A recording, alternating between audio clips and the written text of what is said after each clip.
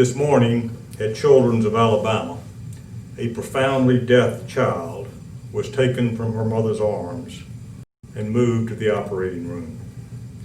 On another day, an 18-year-old came by one of the units of the hospital to visit some old friends.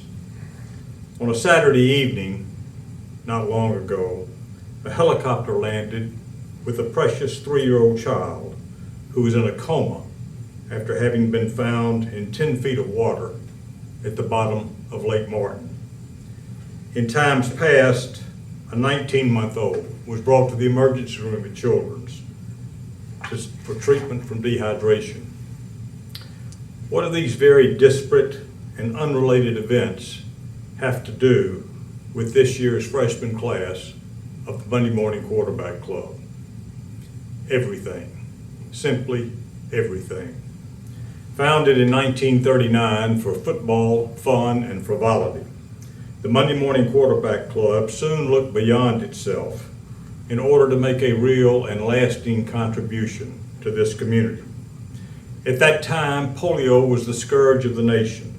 It was the most dreaded childhood disease of the 20th century.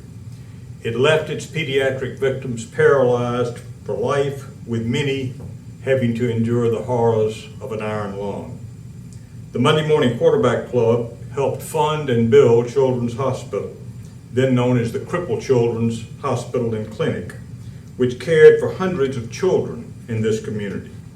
In the 50s, a vaccine was developed to immunize children against the disease, and in due time, the Crippled Children's Hospital could be demolished.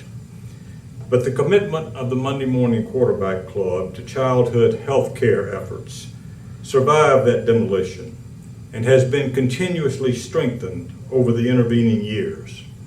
To outsiders, it might look like we do nothing more than football and fun, but that's just a head fake. We are about far, far more than that. Quarterback clubs across the country are dwindling in number, and those that survive are dwindling in size. But we have far more applicants than we can accept. Indeed, it's the toughest ticket in town. And that's because we are about more than football. For over 80 years, this organization has used football as an excuse to harness the considerable energy and resources and talents of our members to improve the health of children. And that remains of paramount importance in doing what we do. And we are proud to continually and successfully play that role. Over the years, as a result of the efforts of our club, millions of dollars have been directed to the health of children in this community and beyond. It is no exaggeration to say that children this very day enjoy life and health they otherwise would not have, but for the work of the Monday Morning Quarterback Club. It's no exaggeration to say that sometime over the next 24 hours, a mother and father will take a seriously ill child into the emergency room at Children's of Alabama in fear for the child's life, and yet emerge with a healthy, happy child. This happens in our community every single day. And this brings me to you and to that ticket I mentioned a few minutes ago. We are prepared to give you that ticket, but it is critical that you recognize it for what it is. It is not a ticket to lunch. It's a ticket to a remarkable opportunity. The only opportunity that really matters. The opportunity to make a difference. By offering you that opportunity, we are entrusting you, individually and collectively, with a legacy that has been magnificently sustained since 1939. In that sense, we are placing a bet on you.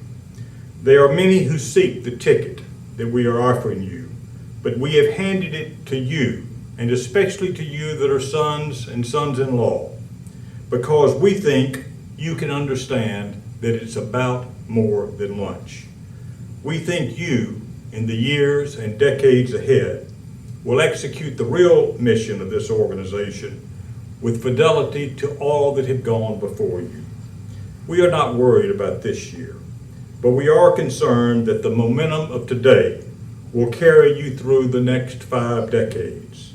If we fast forward 20 years from now, and you are simply coming to lunch and raising the minimum, then we will have squandered an opportunity, and we will have made a mistake, because we are counting on you for far more than the minimum.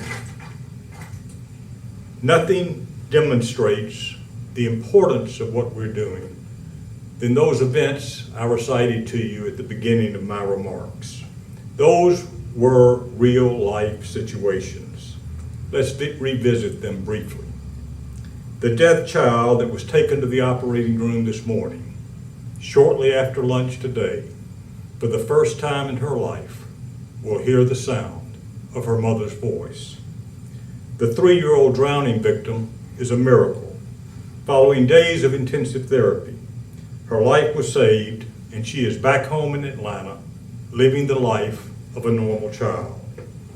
That 18-year-old visiting one of the units here came by to say goodbye to the nurses as he left for college, an event few could have envisioned the night he came to the hospital with life-threatening injuries from a catastrophic automobile accident. And finally, that 19-month-old I mentioned, who was here for dehydration, is just fine. He's my grandson. So you see, far and wide, routine and catastrophic, what we do makes a difference. Every year, we extend that privilege to a small group.